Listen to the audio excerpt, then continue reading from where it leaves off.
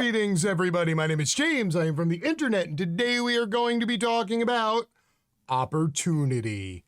A long time ago, somebody a lot wiser and a lot more intelligent than myself coined the phrase, never let a good opportunity go to waste. And over the last 2 years, as the pandemic has made everything unstable, including workforces, economies, supply chains, well, all of that chaos has provided ample opportunity for those who have the resources and the ability to capitalize upon it.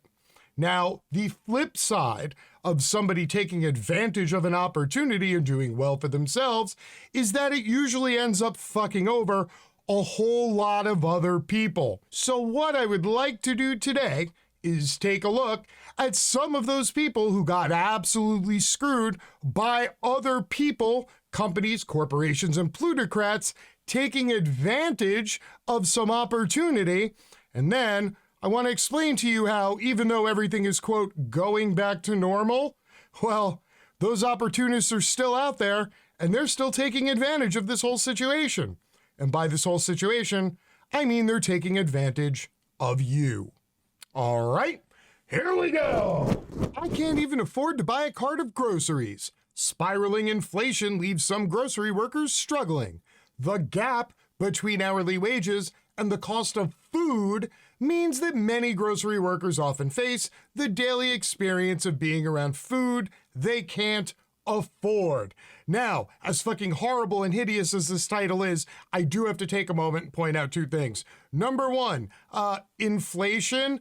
I believe we have kicked the bullshit of this particular trope around for the better part of the last month. I've done a crap ton of videos on it, and if those weren't enough, please feel free to peruse the act.tv video section. I believe that Juliana Forlano had an interview with Professor Richard Wolff the other day explaining just how much bullshit inflation is. But just in case you haven't caught any of my videos or that video, don't worry, I'm sure that I will be able to kick this particular chestnut around one more time at the end of this video. And number two, and more importantly, I want to point out that this isn't a unique phenomenon for this particular time and era or of us as a people, because there have been lots of times where there are a ton of people who go out and handle food all day and can't actually afford to eat any of it. We used to call them slaves, peasants, and serfs. They spent the better part of the last 2,000 years getting all the food for the other people who took advantage of their labor, whether it be forced or just merely coerced. 2 weeks ago, Mendy Hughes used $4 from her thinning bank account to pick up a family dinner from McDonald's on her day off as a cashier at Walmart, the country's largest grocery store chain. After 12 years with the company, Hughes makes $12.85 an hour as a full-time employee, which leaves a whopping $200 every 2 weeks after rent and utilities to cover essentials and food for herself and 3 kids. Quote, "Food, it's stressful," said Hughes, 47, of Malvern, Arkansas. "I think all day, what am I going to buy when I get off work that I can afford? What am I going to get? It's just hard." Everybody, quick round of applause, please, for the greatest nation in the world with the greatest economy in the world, whose workforce can't even afford to buy fucking food. As prices have skyrocketed because of pandemic-driven price inflation, Hughes has found that her grocery budget has essentially dropped to zero, leaving fast food as the only affordable option to survive. The cost per pound of ground beef, for example, rose by about 19% nationwide from January to October. But the last time Hughes got a raise was last year, when Walmart bumped her hourly pay by $1, which amounts to about an 8% increase.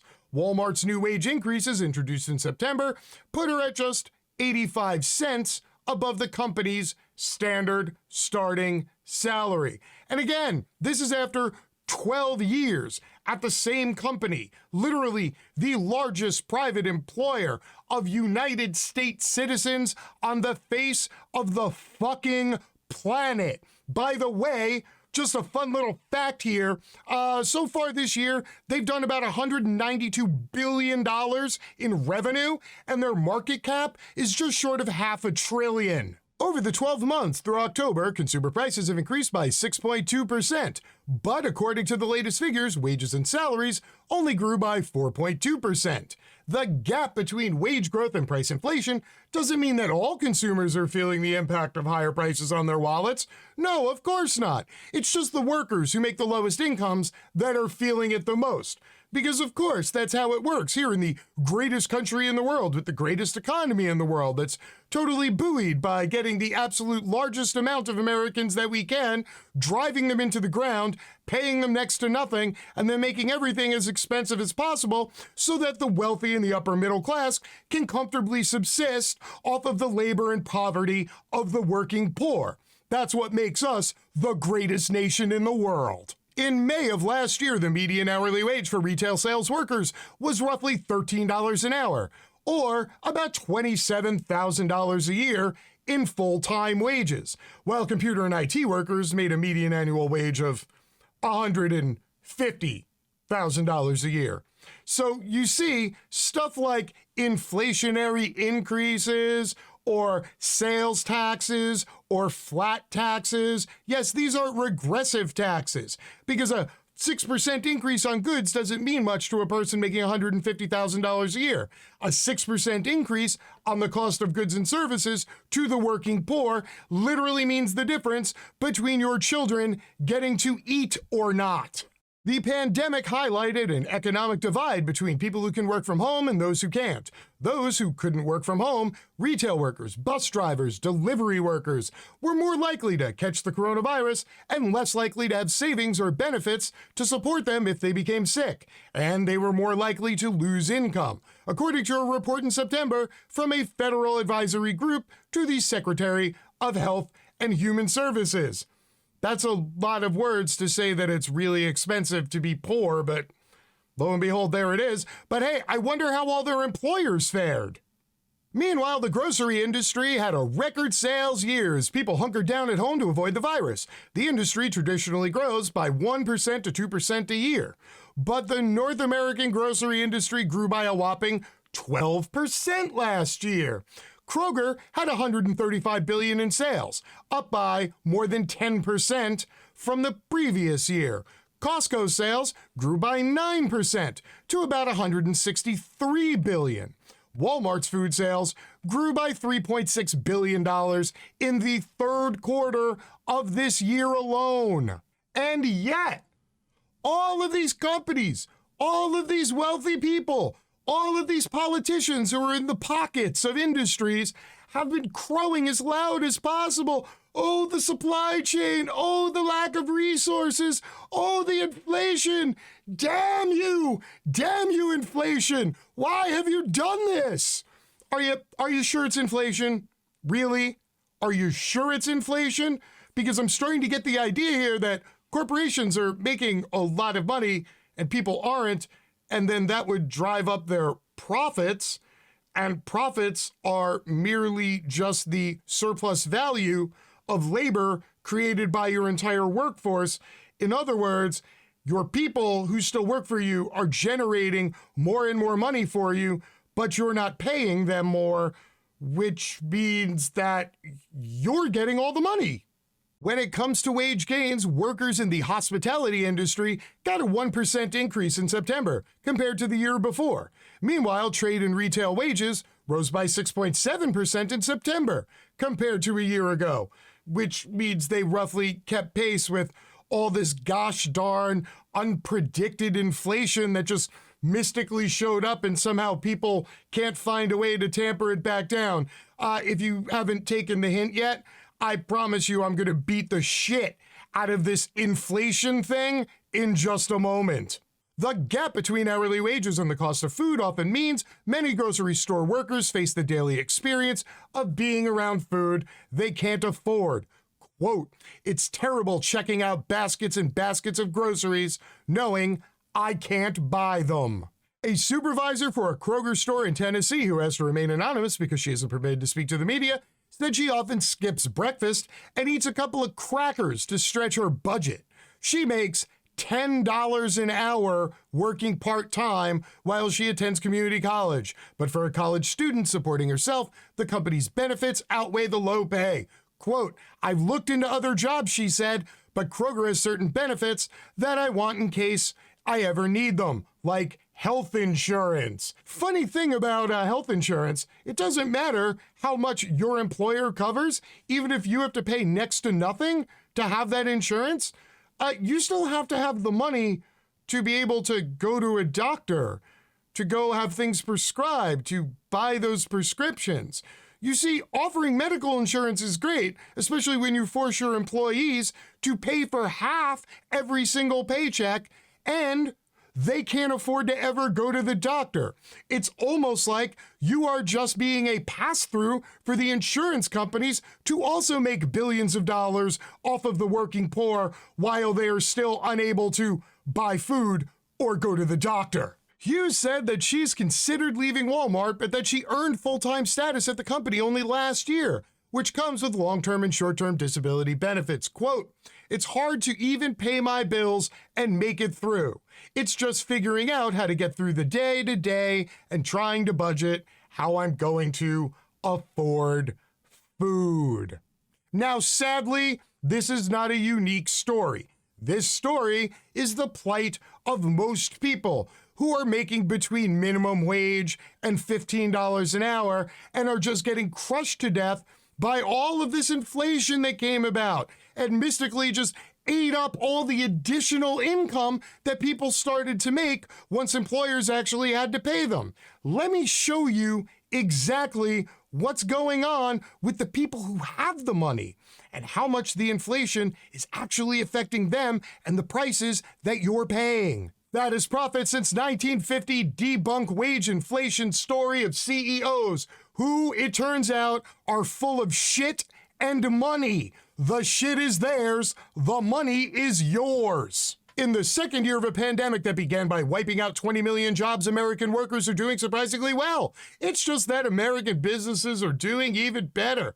In the past 2 quarters, U.S. corporations outside of the finance industry posted their fattest margin since 1950. One reason why stock markets keep hitting all-time highs. On earning calls, plenty of executives complained about the squeeze from rising costs of labor and materials, but overall, profits were up 37% from last year. And just in case you're bad with numbers, but you're good with visuals, you see that big ass red line on the end of the graph? Yeah, that's profitability per quarter of all the corporations in the United States of America. It literally is the highest profitability they have had in this country since the end of World War II. But yet, they want you to believe that the reason that prices are so high is because inflation. So what does all of this mean for you, the average viewer at home, the fellow member of the working class? Well, number one, it means that the inflation argument is absolute bullshit. Prices are high because companies are gouging consumers who also happen to be, by and large, the working class. They are penalizing people. Oh, what's that? You want an extra $1 an hour, laborer? Great. Now I'm going to make all the food $1 more. Not because I need to, but because I can. Frankly, that logic is the same reason why my cat likes to plunk down in front of me on the living room floor, stretch its leg out, and lick its hoo-hoo spot for 20 minutes. Not because it has to, but because it fucking can.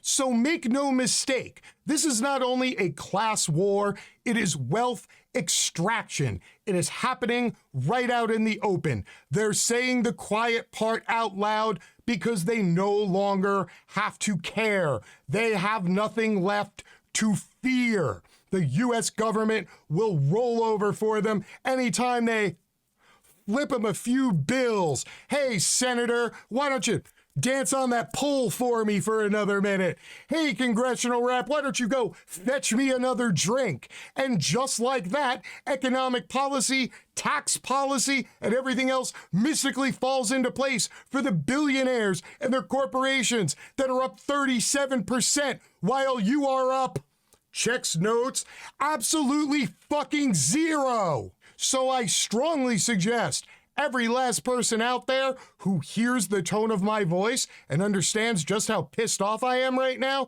should understand it's because this problem is real and it is only getting worse. We are now at end stage capitalism and the wealth extraction pipe is being fucking turned wide open. Stop spending money. Stop buying crap you don't need. Start just buying the essentials, because if you don't starve these fuckers out, they are most assuredly going to starve you out. But don't worry, once we have enough people who go from being the working poor to absolutely homeless, well then, we can just flip them into serfs and bring back good old feudalism. Until next time, my name is James. I am from the internet, and I am out. Peace.